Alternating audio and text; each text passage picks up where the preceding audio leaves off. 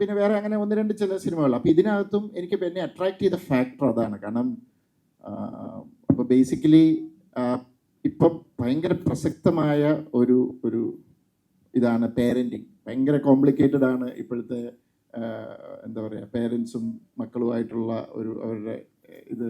കാരണം പേരൻസിൻ്റെ രീതികൾ മാറി, പഴയ പോലെയല്ല. രണ്ടുപേരും വർക്കിംഗ് ആയിരിക്കും, അങ്ങനെയൊക്കെ ഒത്തിരി സമയമില്ല മക്കളെ നോക്കാൻ, അങ്ങനെയൊക്കെ അതുകൊണ്ടുണ്ടാകുന്ന പ്രശ്നങ്ങൾ. അപ്പോൾ ഒത്തിരി അങ്ങനത്തെ കാര്യങ്ങൾ ഇപ്പോൾ ഡിസ്കഷൻ നടക്കുന്ന ഭയങ്കര റെലവൻ്റ് ആയിട്ടുള്ള ഒരു സബ്ജക്റ്റായിട്ട് ഇത് ചെയ്തു. അത് ഇങ്ങനെ ഒരു ത്രില്ലർ ഇതിൻ്റെ ഒരു മൂഡിലുള്ള സിനിമയ്ക്കകത്ത് അത് വരുന്നത് എനിക്ക് എന്നെ ഭയങ്കരമായിട്ട് അട്രാക്ട് ചെയ്തു. അത് തന്നെയാണ് ഞാനിത് സെലക്ട് ചെയ്യാനുള്ള കാരണം. അത് ക്ഷമിക്കാവുന്ന തെറ്റുകൾ ക്ഷമിക്കാം, പക്ഷെ ചില തെറ്റുകൾ ചിലപ്പോൾ ക്ഷമിക്കാൻ പറ്റിയെന്ന് വരില്ല.